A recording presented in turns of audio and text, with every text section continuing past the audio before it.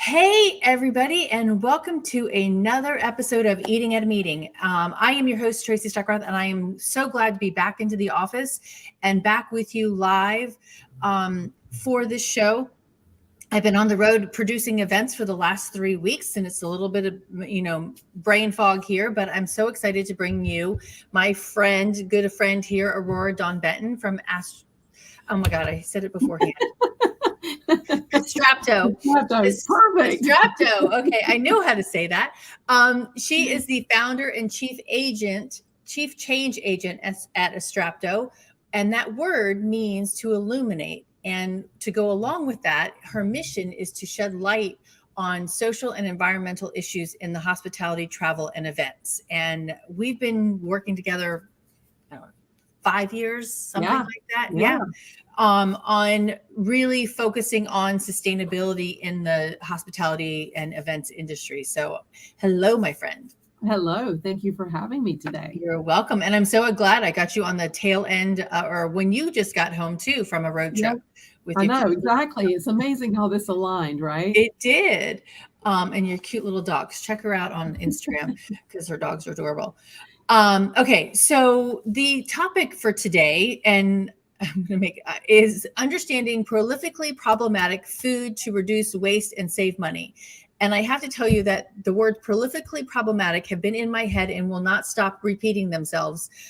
That's the point.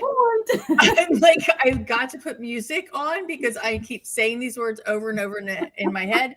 And as I told you in an email, it sounds like something Mary Poppins would say, which is my favorite character besides Winnie the Pooh. So I know you've been on the road. You've been doing a lot of work with World Wildlife Fund up in the Pacific Northwest, and you just did a food audit and released a case study on that. And problematic event waste. So I really want to delve in and talk to the Eating at a Meeting listeners about what that means. So what does prolifically problematic mean? Well, first of all, I love the word problematic, right? Like it means this tends to be a problem. Like whenever you're going to see this, there's probably going to be a problem. So it's almost like the word prolific isn't needed, but it's like an exclamation point for like prolifically problematic. Like these are the things that always cause problems, and they're just everywhere. It's everywhere all the time, right? And so it started out with sort of like, oh, well, we know that's going to be problematic. We know that's going to be problematic. We know this is pretty prolific, isn't it? Oh, this is prolifically problematic, right? And unfortunately, I could never come up with the third P to describe like the products, the food, the items, the setups, whatever. So this prolifically problematic, yes, there, all of it. It after you say it a couple times, it does just ring off the top of your tongue. And having just produced 3 events, right? And 2 of which I was managing the food and beverage, but there are prolifically problematic problems with food and beverage. Whether it's my angle, my angle does include the sustainability aspect, but just creating that inclusive experience. And so what are so what is it? Food? Is it food in general? Is it how we plan events? Is it what is it? In this case, what we did is we were starting with specific foods, the specific menu items, because you could also probably say the same thing about specific setups, and we have done some of that work as well. But it started with what are the things we serve at events that pretty much always go to waste. And those things are breakfast breads, pastries, bagels. So pretty much all the breakfast breads, pastries, bagels, desserts, tarts, cookies, brownies, all the desserts, fruit, cut fruit or whole fruit, condiments, sauces, dressings, all of that category of things, salad toppings, really any kind of build your own. That also includes like oatmeal toppings as well. Cheese and charcuterie boards, while they're not as prolific an item that is served, when they are served, they do tend to be problematic. Also crudités often is as well. And then coffee and creamer, surprisingly, you see, and little things like lemons and limes as part of fruit, but just like the fact that they're a lot of times pre-cut and put on, tables, buffet service or a preset. And so those are the things that we have deemed the prolifically problematic items. Mm-hmm. Well, and that just brings me back to the lunch we had together.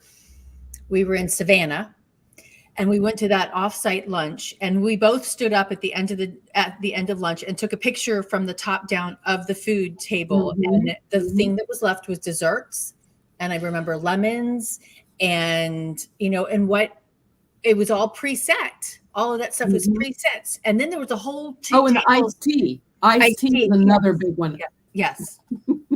Yes. Yeah. And there was 2 whole tables that were preset with all of that, and nobody sat at them. Mm-hmm. And so, and actually, I'm going to tell you something I did at the event 2-3 weeks ago is I actually set up water and tea stations on the 4 stations around the room. I had 700 people coming in for lunch, and the catering team was like, this is not going to work. It's going to be a bottleneck. But thankfully, everybody came in kind of not in a mad rush. They got their tea, they went to their tables, and it worked beautifully. Love it. And I did it for 4 And how many, can I ask you, what percentage of people would you say serve themselves tea? Probably 5-10%. Exactly. Yeah. Exactly. Yeah. And I actually didn't even go check to see where the containers were. So that will be my next step is in doing that. But I'm like, and we were in the desert. I'm like, I told the hotel, I'm like, we are in the desert. I do not want to preset water and iced tea. It's pointless because I want to preserve it because we're in the desert even more. So. Right. Yeah. Okay. So talk through this case study. What are some key things that you found? I mean, those are a lot of things that are served. Those foods that you mentioned are a lot of things that we serve every single day and are standard banquet items. Exactly. And that's why they're prolifically problematic. They tend to be popular. They tend to be, I don't know if they're popular. They're the way what we have to order. They're popular at one time. Let's put it this way. Some of them may or may not still be popular, but at one time they were popular. They tend to be popular. They tend to be cheap, right? And they tend to be, and of course we start talking about sort of the service pieces. They tend to be things that you can easily put out multiple of. You can put lots of it out, again, so that the banquet staff isn't having to run back and get more, even though we know they're rarely going to need more, right? And of course, it depends on the event, right? There's always, and this is the thing. Okay, let me just stop and just say this. This is the other thing that I'm really trying to address in all of this. Everywhere I go, it starts with the conversation, oh, we don't really have waste. We get past that part. I show them what it means to actually have food waste, because a lot of times they think because they're composting, that's it, they're done, they've checked the box. So once we kind of break down that myth, then it's all these sort of like, oh, well, here's an example of this, and here's a photo of what I saw here, and I start showing all these examples, and inevitably someone in the room, usually the executive chef, but someone, maybe a banquet director will say, oh, well, we don't do that here. Or my people know better than that. Is often presets, right? Oh, we don't preset teas here. What's that in the ballroom right there? Oh, the planner asked for it. So all the time, it never fails that when I'm on property and I hear them say, we don't do whatever, it never fails that I see it that day while I'm on property. And every time there's a reason for it, an excuse, right? And it's usually because the planner asked for it. Well, the problem is that there are so many exceptions to the rule that the exception is the rule, that there really are no rules. When you go in and you talk about events and staff say like, well, we always do this thing or we never do that thing.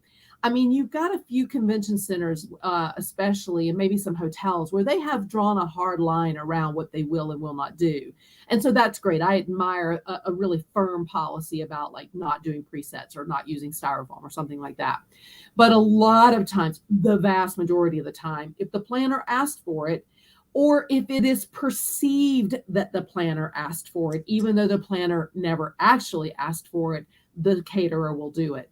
And so there is an automatic, like the first thing we need to do is sort of break down a bit of the psychological barrier. And then once you do that, and once you start saying the prolifically problematic items, it's like everybody goes like, oh, everybody starts laughing because it's so obvious. It's just crazy obvious, right? So the reason I really started down this path of prolifically problematic items was I started seeing, I think it was a few things. One is once I could start to get certain staff sharing what they see, I realized, like, if I were to create this exercise where staff can list on a whiteboard or flip chart what they see as problematic, it makes other people in the room stop ignoring it and brushing it off. So I would do the cross-functional, or I would say, hey, I want everyone in the marketing department to write your list. I want everyone in stewarding to write your list. And it was amazing to compare the list and see what people observe, because you can't then say, well, you're wrong. Well, really? I mean, they see it, right? Mm-hmm. And so I started thinking, okay, well, we do these food waste audits that are in theory supposed to measure and weigh every single thing from end to end. And very few places do those because it's a little bit impossible to do that with the space, the equipment, the resources, the staff, all of that. And so I started thinking, like, what if we just audited these things? What if the things that are on this list, what if we just fix those things first? It's the 80-20 rule. What if we just fix these things? Because if we just fix these things, we would fix the culture. We would fix the mentality, and the rest will take care of itself. Because you will create a process, right? You'll create an awareness by just working on the things that staff see and want to deal with the most. When they start to see that happening, they're going to believe that the change is real and that you really mean it. And that is, like, I'll tell you, one of the directors we worked with in our project last year, at one of the convention centers at the end when we did a focus group, he said something that is just magic to me. He said, you know, because of the way we did this and we got all of our staff involved, normally when we introduce new things, it's all about, like, oh, you just want to save money. It's all about cost savings. But he said that because of the way they went about this, he said he saw commitment rather than compliance. Interesting. That's great. Yeah. Who wouldn't want that from, you know, everything from your dishwasher to your GM? Who wouldn't want to see commitment rather than compliance, right? Right. So anyway, back to your original question about this case study. So along this lines of, like, let's start with just focusing on audits of the things that are most problematic. We were fortunate enough to get GreenBiz. If you're not familiar with GreenBiz, they're a fantastic media company, and they hold many events throughout the year on different sustainability topics. They were holding a meeting at the Hyatt Regency Seattle, a conference of about 1,200 to 1,500 people called Circularity. For those of you who are not familiar with the term circularity, it's really all about designing in less materials, more recycling, reuse, repurposing of materials. So what better place to focus on food waste? So I did a complete training with the planning team for GreenBiz as well as the operational team at the Hyatt. And what we did is we did an on-site audit of prolifically problematic items. And I will say that what was interesting is the items that we focused on for breakfast. One day we did pastries, the other day we did fruit. Very, very little waste in those. And of course, I'm just there for this one event. You know, I'm not there all the time. And so that begs the question of, like, well, was it just because there was a spotlight on it? Are you going to continue doing this? So there's more work to be done. But on I see sometimes the little thing blocks out. You're good. Internet thing. I have not the greatest internet. So on the planner side, they were very cautious and conservative about managing their numbers. On the supplier side, on the hotel side, they were also very cautious about following what those numbers were and not doing overages. And they actually ran out of these items. They ran out of pastries, had to fire some more, but they really ran out. Now, the good news is they focused on a prolifically problematic item. They understand how to do the audits. They understand how doable that is. It was safe. Nobody freaked out because they ran out of, croissants and muffins. On the other hand, though, the waste of other items on the morning buffet was quite high. It's kind of what you would expect, right? Kind of normal, right? I say quite high, I mean really kind of normal, right? And so it's like, okay, but I even had to preach to myself, like, just take it one step at a time. Remember, it's okay. Like, it's not great that these other things were wasted, but that's okay. We'll get to these things. But I will give them credit for this one thing. They noticed the first day of breakfast, the Hyatt, one of the sous chefs at the Hyatt, looked at the pot that the syrup was normally served in, and he said, we should make that smaller, right? Again, we're paying attention to waste, and he thought of that and caught that. So they reduced the size of the bowls, and that resulted in a prevention of 60%, more than 60%. Wow. Prevention of food waste just by going to a smaller vessel. And again, nothing went wrong. All fine, right? So again, yes, there were some other things that were wasteful, but look at these key items where we have such an amazing story to tell. And I would add, if you're trying to make the business case for this, yes, that's only syrup, but we did some projections and figured out that, you know what, given how many breakfast buffets they do, they could probably save $6,000 to $10,000 a year at least. Right. But that covers the fee for me to train you on food waste. So right. At least say that, right? So it's kind of fun to have just these one little snippets of data and then extrapolate. Well, I mean, and I'm just going back to my buffet from 3 weeks ago. And I mean, I'm looking at, we had 700 people, 500 to 700 people for breakfast. I'm like, and I know we did the 4 buffets and we broke them down, had them go, but I'm thinking besides the pastries, there's the bacon, there's the sausage, there's even the scrambled eggs on the list. Yeah. Actually, I'm glad you brought that up because that almost always makes the list of top 10. I didn't name it earlier, but that's often on the list. Because it's like, do you really need that many pieces of sausage? And actually, do you need bacon and sausage? Right. And but then, Aurora, it comes down to as well is, and a planner, I'm going to ask this question in a second, but it also comes down to, this is what is standard on the banquet menu, right? And if you want, and I'm just going to use, I'm not going to say the property, but I'm like, on the continental breakfast, there's just, you have to add eggs. There's nothing but pastries and fruit, right? If I want to add eggs, it's like $8 a person. And then, but if I want to go ahead and get eggs, bacon, and sausage, I only have to pay, $12 a person more. So I did that, but then to change out the eggs, it cost me another $8 a person. Right. So, I mean, but these are the standard banquet menus that every single hotel around the world serves. Yeah. Right. And we need to get out of that mentality. Yes. This to me is the next frontier, right? Yeah. So the prolifically problematic items, another thing that went very hand in hand with this through our work over the last year is almost universally, especially in hotels, which tend to do a lot of smaller meetings, but even in convention centers, this was found to be true. One of the quickest wins and quickest ways to reduce food waste was buying new vessels. The standard square salad dressing bowl that everyone's been using for a number of years is ridiculously big. Even for larger buffets, that it's depending on how many lines you have, how quickly you're going to break them down, things like that. It's just too much. And we do. It's not published in the case study, but we do have data on how much salad dressing was wasted for the meal that we audited. We actually measured, and we have photos and stuff of that.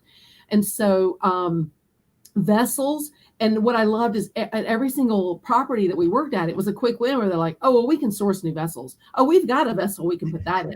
And just like that was the syrup thing, right? This is the normal vessel. Why don't we go to this vessel? Done. Right. Now, again, you're going to have some pushback sometimes like, well, if we've got a very large event, we don't have that much. Well, I would argue that you can justify it. You can justify the expenditure. And a lot of places, because we were coming out of COVID, a lot of them were like, well, we have the capital budget to, invest in some new equipment, some new vessels, some new things that will help us in the reduction. And so that's, I think, those are two very quick wins, is sort of the prolifically problematic items and the vessels.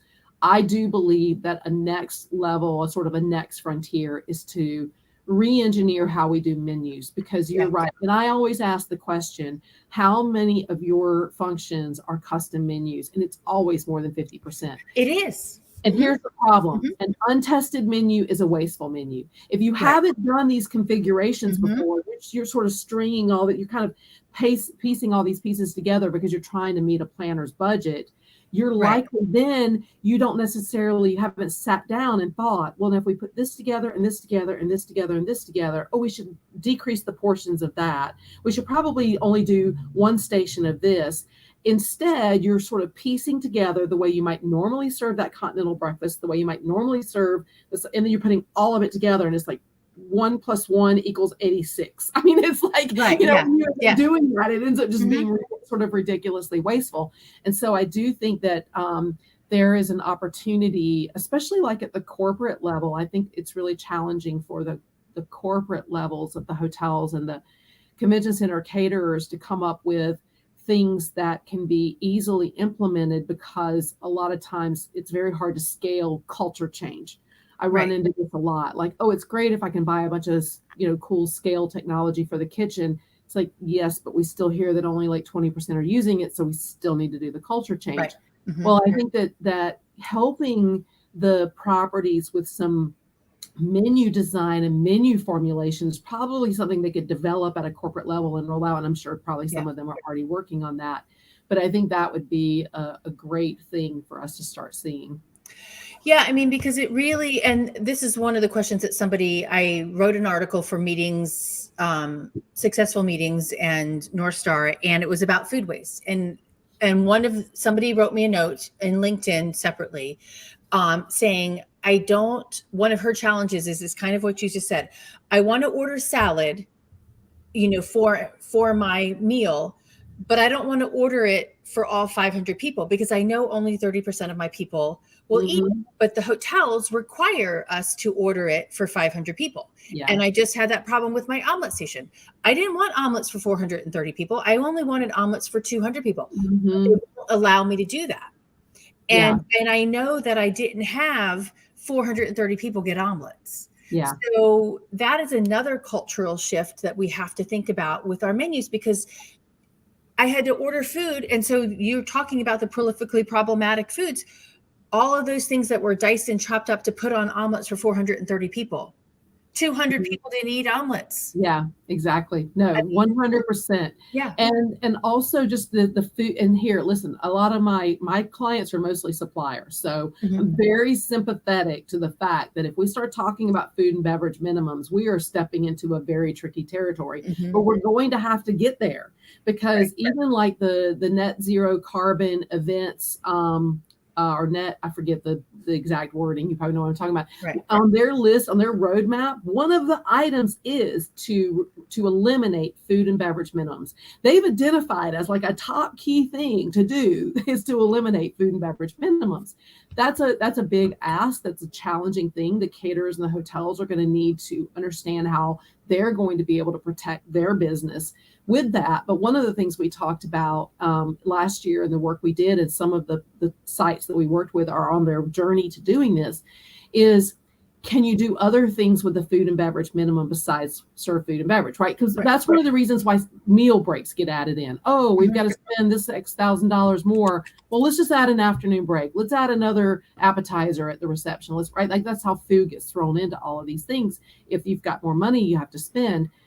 But what if you replaced a morning break with a CSR activity? And instead of charging the planner to serve food, you're charging the planner to organize, host, set up. Now, and if you're a hotel, of course, you own the total package. If you're a convention center caterer, that's a little tricky because you only sell food. And so there has to be some give and take in how that's approached. But I think we have to start getting more creative about how a hotel can fairly and legitimately earn the revenue that they deserve for offering such a great experience and service, other than just tacking on more food to meet some kind of minimum. Right. Well, and that's a humongous and enlightening thought process around that, because we're so opposed to charging a room rental, right? Oh no, I don't want a room rental. I want the food and beverage minimum. But then again, and let's just think about how much food and beverage is wasted. It's typically 40% is wasted in the United States, and that's from farm to table, right? Away. But if that's 40% of your budget on food is already getting wasted, what could you do with that $40,000? Right? If your budget is $100,000, like that's a lot. And some of the properties we worked with are starting to shift more to a room rental model. Yeah. And planners have to be it's a cultural thing, right? And planners have to be okay. Like, hey, you want to use this hotel, you're renting their meeting space. That's literally what you're doing. Yeah. You're not renting food and beverage, you're renting meeting space. Most of the sales and services teams have told me that as long as they have a compelling why to tell the planners, generally speaking, the planners on board with whatever these kinds of options are. But this is another one of my my pushes and the thing I'm trying to really work on in this industry is, yes, that's true, but that doesn't mean that sales and services teams are automatically confident and comfortable in just having that conversation. There needs to be a lot more invested in the training and the engagement of sales and service and client-facing people so that they feel courageous enough to say, we're going to charge you this, and here's why. Right? Like a lot of people, if they're given the option to not have that conversation, they will just not have that conversation because it could be contentious. It could be rejecting. It can be scary. And so that's another quote we heard from the focus groups last year was that the sales and services teams were talking about how they went from just answering questions when the planner brought it up to proactively bringing these things up and educating their planners. What a transformation that is. And we need a lot more of that because if the sales and services teams are able to be more consultative, then that's going to drive a lot of the planning level change that will then hopefully have a positive domino effect going forward. Well, and that just reminds me of a caterer that I talked to months ago, and what her biggest challenge is right now, and this was probably last year at some point, is that a lot of people that are calling them to order are new to the industry and new to this whole process of ordering food and beverage or renting their spaces and things like that. So they're having, and these sales teams, some of them don't have the time to educate. So it does have to be fit in there to do that, because as we get more and more people coming into the industry, as we need and we want, we need to make sure that we have that education. Yeah, absolutely. Yeah. And that's actually some of the next level work we're trying to accomplish with Rural Wildlife Fund. We're actually in the process of trying to raise funds to do a new scope of work, which would actually be a larger scale, comprehensive, quantitative study of planners so that we can ask these more nuanced questions. Because then if we can go to the suppliers and say, 86% of planners said that they would be very, somewhat or very likely to blah, blah, blah, if you did blah, blah, blah. Right. And I think that's going to really help. And a lot of those studies have traditionally been higher level so far with sustainability. It's time for us to start getting more and more granular with those questions we're asking, because then those can be translated into action. And then a phase after that would be for us to develop some industry-wide education. And maybe it would be because that's what we're hearing a lot of, do you have a quick video I can share with my planner? Well, no. And maybe does it need to be Hyatt or Hilton or Marriott specific? I don't know. These are the things we need to learn and understand from the industry. What kind of role can an organization like World Wildlife Fund or the Pacific Coast Food Waste Commitment or other organizations out there that are addressing this topic, what role can they play in providing some of those industry resources that they're best positioned to provide for, especially for those that may not have the resources, independent planners or planners that are right. One of 8,000 jobs I have. Exactly. I mean, it is, I don't know. I mean, which brings me to an idea. I think I sent you this question in advance. A planner reached out to me the other day, and this person is new to the organization that she's working with. And the woman's like, okay, we've got 2,500 people, so we're going to order 2,500 bagels. I'm like, no, you're not. And I love your story from the if you're allowed to talk about it, from New Orleans. But I mean, I don't eat bagels. You know, go ahead and count the people who are celiac off your list or gluten-free that are not going to eat bagels, or that are vegan, you know, whatever. Oh my God. The bagels are always, so here's the thing with the bagels. We did a food waste audit in fall of 2019 at the New Orleans Convention Center for like a 5,000 person event over multiple days. And they order from a local baker in town. And so they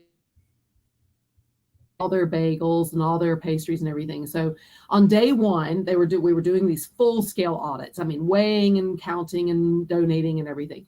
So on day one, the executive chef, he looked at the results and he called the baker and he was like, cut it by 30% on day two. And he cut it day three. And at the end of the event, they took bagels off the menu. Because it was, this is one of the things I say all the time. I'm like, if you had like these items on your list, if there's any of it that you can take off, why are you serving these things? Why are you offering the things that you know are always going to be wasteful, right? I mean, there's only so far you can take that, right? You can't take pastries completely off the menu. But they took bagels off the menu and made it an enhancement, right? So if a planner wants it, they will pay separate for it, which means the planner has to be more intentional about how many exactly they want to order. Not only does that, I joked and I said to the executive chef when I talked to him about just in the last few months, I said, I often tell people that you probably paid for all of the training and everything that I offered in bagel savings alone. He said, no doubt. Undoubtedly. Wow. Yes, right. And so also condiments, all the condiments and toasters, bagels just are problematic in a lot of ways. And I've done a little informal survey in a lot of places where I go to speak on this. And I'll say, how many people in the room like bagels or will eat a bagel? And a certain number of people will raise their hand. I'll say, how many of you will only eat a bagel if it's toasted? And the majority of people will say that. So if you don't have a toaster, if you're serving bagels and you don't have a toaster, and then the size of the bagel, these bagels at New Orleans Convention Center were like this big. So everybody, fortunately, this is a big trend right now. Everybody's moving to like the mini portions, which is good to see. But then when I was speaking with the convention center in recent months, because I did a little auditing work there, and he was telling me like, yep, I recently had a planner ask for, X thousand bagels. And he said, nope. And he ordered, I think it was like a third of what that planner requested, and they still had leftovers.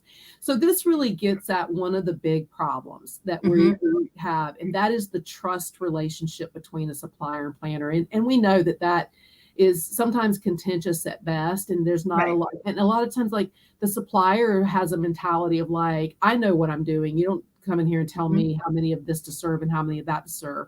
Or the planner will ask for something that would reduce waste, and the suppliers just simply refuse. I hear this a lot. Yes. Like, I asked my supplier to do that and they refuse. And that's why we have to start building this stuff into contracts. It needs to start being built into the RFP. If you're not saying it in the RFP and you're not saying it in those early stages, then you can't expect 10 steps into the process to suddenly say that this is something you require or want and to get their attention.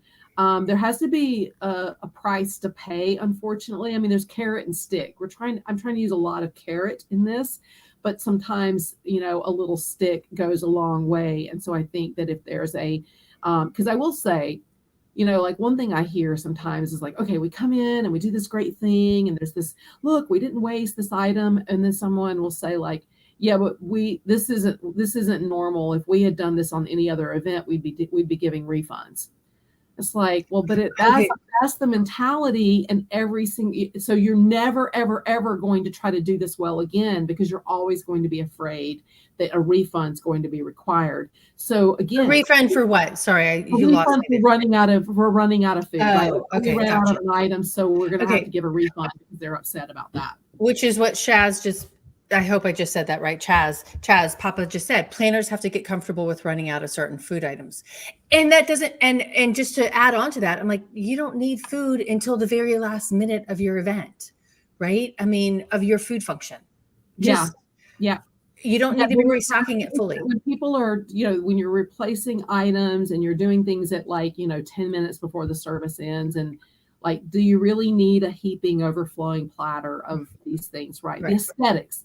A lot of food a lot of the food service on both sides is really for aesthetic purposes. And I think, again, I bet we could solve that with digital displays and different sorts of buffet setups and different sorts of, consolidation and marrying of lines and things like that. If we just were a little bit better at that. And I get it. I'm sure that all the people out there on both sides of this probably, I know anytime I'm speaking, I think a lot of times people are like, must be nice to live in the la la land, where everything, all these things are doable. But I am not naive to the realities of what everyone's doing. Yeah. And so I'm throwing out a lot of these ideas, but even if you just latched onto one of them and really tried it and built confidence and built trust and build experience and have a case study, then the next time you'll try more.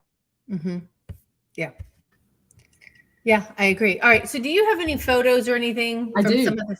Yeah. All right. I'm going to change I'll share my screen. I'm going to show you a few things from some audits that I've done. And since you asked about photos, a critical aspect of what I'm about to show you is the photo. So I'm really happy that I have an opportunity to present this. So I'm going to present my screen.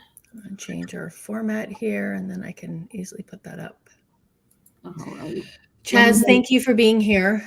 All right. You ready for me to add it? Yeah. Are you? Okay, great. Then let me do this. And can you see the slideshow mode? Okay. So one of the things, again, that I've seen in food waste audits is all this need to like weigh and separate. And it's very technical. And what I find a lot of times is that you can take a picture of something and it doesn't even matter if you know how much it weighed or didn't. Just seeing the photo is enough to go, what? You gotta fix that, right? So this is an example from the work we did with World Wildlife Fund last year and an organization called Cascadia Consulting that's out in the Pacific Northwest. They were doing the technical audit here at one of the properties we were working with. And they did a full waste audit of everything. But what I'm going to show you is 3 results that all have dairy in them, because the dairy industry is a pretty significant contributor to greenhouse gases. And so cheese, like for example, cheese is one of the items that's higher on the list of water it takes to create the item. So it's very important to think about our consumption. And these, again, sort of prolifically problematic items. Butter is a condiment, which is on the list. So there was about 3 pounds of butter left over. This is, we had the weight, but then you can actually see in all these jars, this particular property immediately changed how they did butter at plated events right after this. So that's a great win. Then creamer, right? Okay, so this is the table setting. Again, this is a luncheon. That's the creamer. Okay, 140 ounces of cream was wasted. I mean, wow.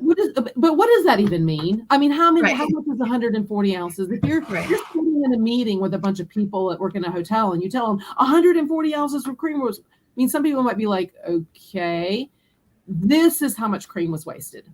So when you see it and you see it like this, all of a sudden it's like, I don't need to know what 140 ounces is. I just know that's a lot.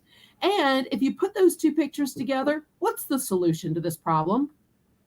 Creamer on request, or 1 creamer per table. Do you really need 2 creamers per table? Right. So again, just using the photos makes it super wasted half of that. Right? Yeah. Now, cheesecake, 40. If you know that you started with 91 pounds and you ended with 43 pounds, well, then you kind of know, like you can kind of do some quick math. And so, yes, that does tell you something. But when you see the photo, it is really telling, right? It's like, okay, it looks like people at least took a few bites, but we could easily have created a little cheesecake bite. Would have been plenty. You could have put, 5 of them on a plate for a table for 7, probably would have been safe, right? And then, like in a little share plate, right? Now, what I hear sometimes, because we've worked with some luxury properties, is they say something like, well, how am I supposed to make that dessert look like it's worth $53? I'm like, talk to your pastry team. Your pastry team can figure out ways. I mean, there's gold leaf, there's logos, there's, specialty ingredients. Believe me, you can find a way to make a cheesecake bite worth $53, but don't do it through size. So here's the lesson. I don't have this on the slide, but here's what I want you to type in for everybody to remember. This is the mantra. Volume does not equal value. volume does not equal value. Get away from thinking that everything has to be big and plentiful to be valuable, right? Volume does not equal value. Just think about a Michelin star restaurant, right? Right. Exactly. Volume does not equal value, right? Yeah, exactly. Yeah. That's right. So we introduced a tool throughout this process that we worked with the Pacific Coast Food Waste Commitment. This is from the Vancouver Convention Center. They did a great job with this project. I mean, they just really embraced it and excelled at this. And they did 2 buffets. So that's the first buffet, and then the second buffet is this one. Audits. One was for buffet, one was for plated. And at the end, what they determined based on their full audit was, we're going to take bread off of the buffet standard menu. It is now going to be an enhancement. So if it's needed, it can be ordered, but it's really not needed. And we're going to keep it on the plated, but we're going to reduce our piece per person. Because, if you think about even the logistics and mechanics of eating, if I go to a buffet, I pick up a bunch of stuff, I put it all on my plate, I put the bread on my plate, but when I sit down to start to eat, the bread's really not my priorities. Mm-hmm. Even take it, right? Especially if it's at the end of the buffet line. Whereas a plated dinner, when I sit down, a lot of times bread's the only thing to start eating, and I'm hungry. So we start eating, right? You're just going to eat it. So you're just even thinking about the logistics and the flow of how people eat. The one thing I do want to remind everyone is that, taking these photos can be very enlightening, and it can be a little bit like, holy crap, what are we doing? And look at how bad that is. But I really try to remind everyone, both the planners and suppliers and the suppliers with their teams internally, this is not a gotcha. Do not treat this like a way to take a photo and come back to your supplier or come back to your staff and chew them out for this. Because guess what?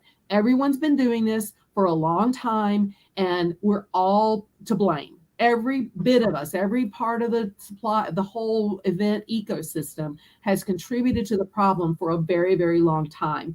So we can't expect that suddenly everyone's going to get it and make the change. Use the photos in a way, and sometimes I use them to almost kind of poke fun, especially like if it's the photo and I'm showing internally to my client, it's we can be a little bit jokey about it, but it's to make the point. And at the end of the day, I'm trying to make sure everybody has a more positive approach to this and sees it as an opportunity to solve a problem and not feel guilty or anything like that. Right. So I would encourage you to keep taking those photos, but be careful about the blame and shame game with them. Make it more an opportunity to say, I'd love to do my event here again next year, but I just want to share some photos with you and just talk about what we can do. Because let me tell you something, all of that pushback you get from your suppliers where they don't necessarily want to do what you've asked, the photo is the way to break a lot of that down. Because even within the hotel staff, you might have one department or one person would say, well, I noticed this. And the executive chef shoot them down. That's not a problem. We don't have a problem with that. And so I said, well, start taking photos of it. Sure enough, taking photos of it. When we go into the meeting and the chef sees that, and you can visibly see the look on his face. Oh, okay, this is a problem, right? And then once that barrier is broken down, everyone gets into problem-solving mode. Like we don't need to point fingers here. We don't need to be upset. We just need to see that this is a problem. Find a way to make sure you see it's a problem, and then let's work together collaboratively to fix the problem.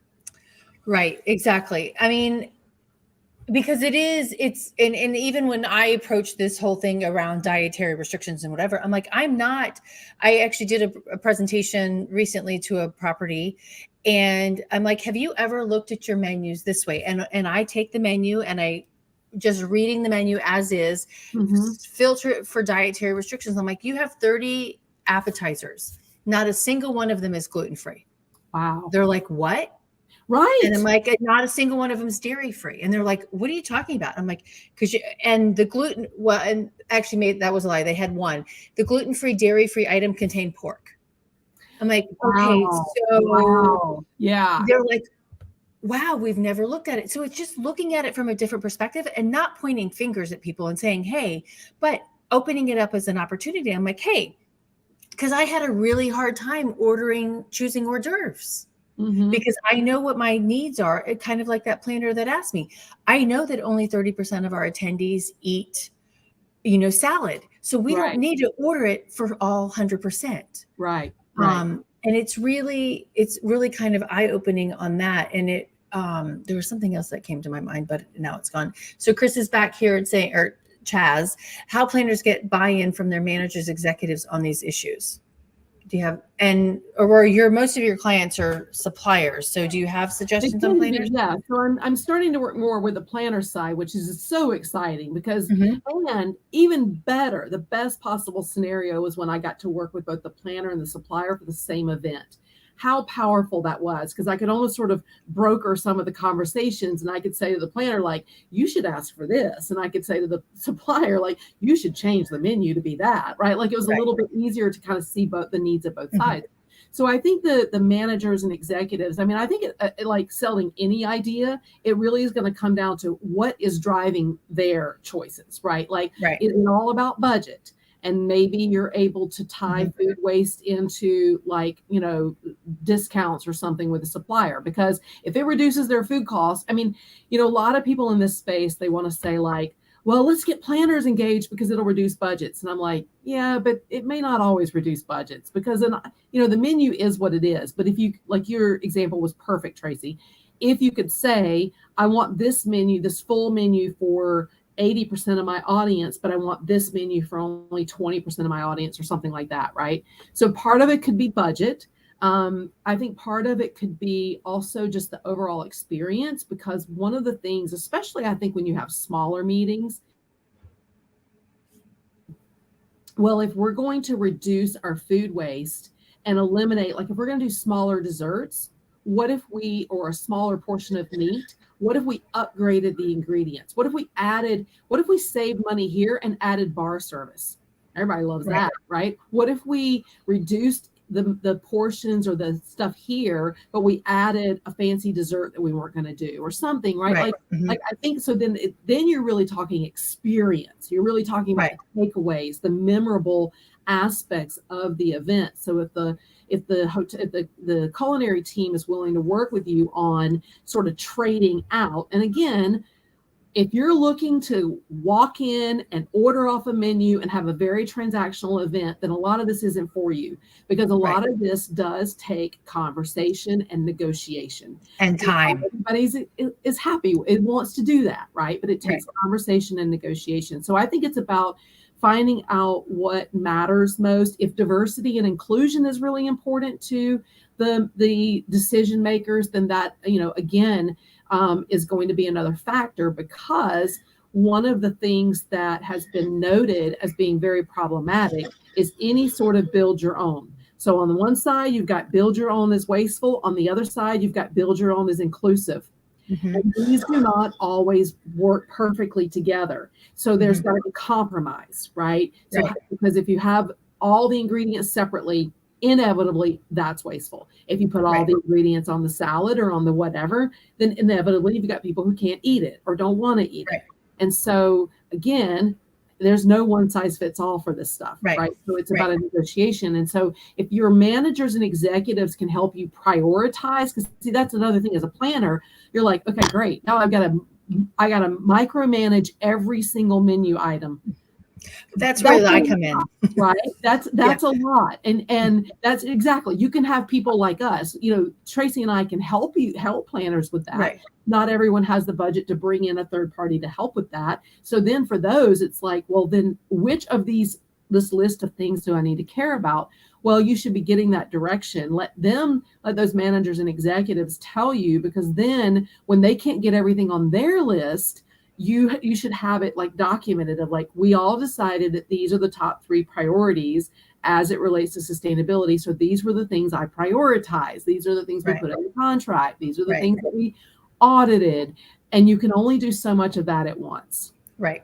Okay. So 2 things came to mind, and I remembered that one story. So I was on site after my second event of 3. And I said, one of the things that I did is I actually ordered my desserts and made them my lunch desserts for my afternoon break. And even though I had 700 people for lunch, I only ordered 300 desserts. And one of my friends from a hotel is like, the hotels are never going to let you do that. That's just horrible. They're not. I'm like, but I don't understand what the problem is. I'm like, I know that in my afternoon break that 700 people are not going to eat. And it was a smaller portion, which is great. We weren't getting a full piece of cheesecake, but it saved me money because it was wrapped into the overall cost of my lunch. Right. The hotel did not charge me a replate fee for doing that, which last year they did. So this year they did not, which is great. But I didn't have to waste the food, on the people that were not going to eat it. And that's huge. But I'm like, that was a hotel. You're saying that, hey, you can't, hotels are not going to like you for that. I'm like, but they are, because one, they're reducing their cost because they're not having to make 700 desserts, and they're saving time out of their employees, right? They're not doing that.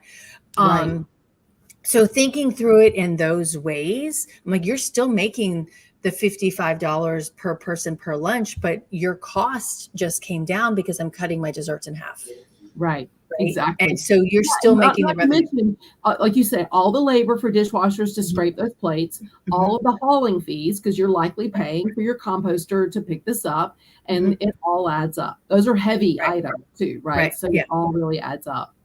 So my next question is so if there's a planner out there who wants to be sustainable, but their company is not, how do we incorporate these things into the planning process that helps our client look good, even if that's not what they're focused on? Does that make sense? Yeah, absolutely. Right. Because there's a lot of ways to incorporate sustainability, even if you're talking about sourcing, if you're talking about food waste. And that is always a question, right? Because some people, like GreenBiz, they actually had in their app a description of everything. They actually asked people to post pictures of their food waste. They actually explained, here's what we're doing. Wow. Photos. They were, yes, exactly. They advertised it. And of course, that this is very unusual. The vast majority of planners are not going to do this. They're not going to make it very obvious. And we would not have been able to get away with taking all the photos we took front of house, right? And so there are ways to, I think, make that more subtle. And so I think maybe starting with the pieces that are not so visible, right? So what are some back of house changes that can be made? What are some changes, again, like safe changes? And even if you're talking increments, right? So you went from 700 desserts to 300. That does sound scary, but maybe it's 700 to 500. And maybe you prove no one freaked out. And then the next time it's 700 to 400, right? Like you build confidence, and most of all, start with those under the radar changes, build your own confidence in it, and document everything. Document it all so that later when there's any pushback, you can say, well, these are the 8 things we've already done. Did you not notice this? Right. You have photos, you have metrics, you have quotes or whatever that you can. And I'd say always try to align it with whatever the strategic objectives are of the meeting. So I do this activity when I do food waste training, and I say, on the planner side, what's the strategic objective of your meeting? And what is it about the demographics of your audience that you're trying to like really amplify and leverage, right? Do you want them to network a lot? Are they like super healthy eaters? Like what do you know? What's your strategic objective to your meeting? Because food should not just be there to give calories. Food should be there to support the strategic objective of the meeting. And there are ways to use food and beverage to do that. And so if you're presenting it in that way, and you happen to reduce waste or source better or do other sustainable things in that vein, you're really selling it as like making food and beverage strategic. That's the big picture.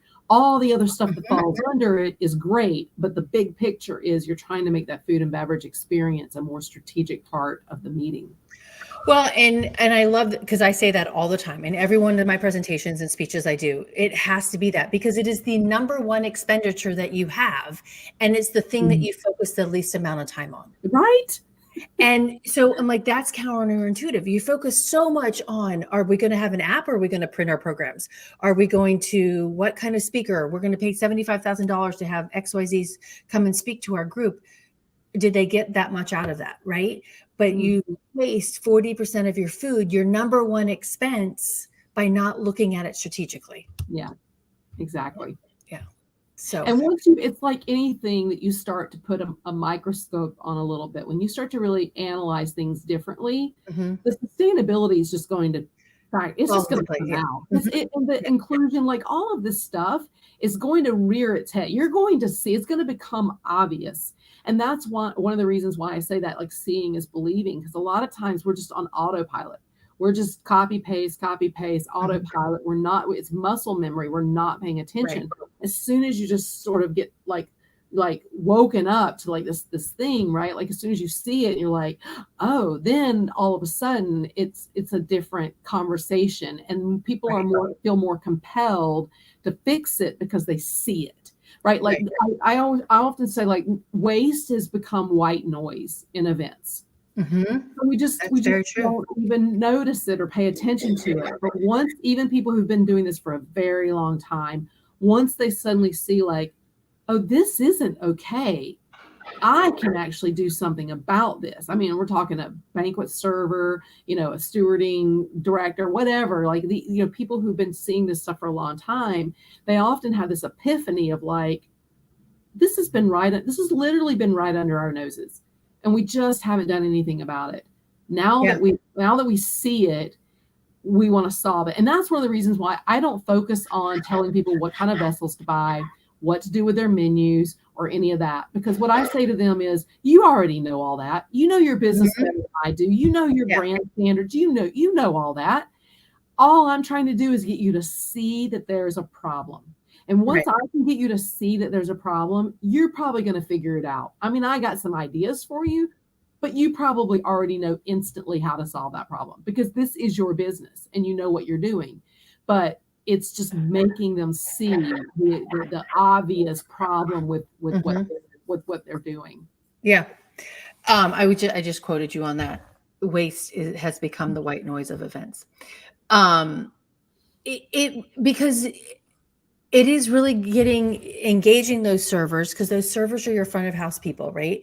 And they're your front. They see it. The chefs are in the kitchen, right? And I'm not bashing them for that, right? But the servers are your front-facing ambassadors for your company. Yep. They're the ones that see things that you don't see every single day. They know how much they're putting into the trash can, right? They are scraping away, or what people like to eat and don't like to eat.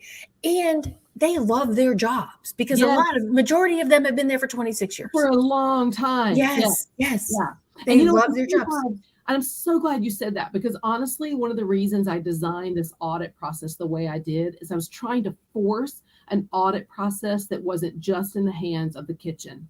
Because a lot of times the whole auditing process is culinary and stewarding. And it's like, you're missing out on two of the most important components: the services team who interacted with the client in the first place, and the banquets team, because there is a different view of waste when you see it all together out there, and when you see what's happening on front of house versus it's all thrown, like you said, it's all mixed in with a compost bin, and you're like, oh, I wanted you to save those bowls of butter so I could measure them. Okay, never mind. Right.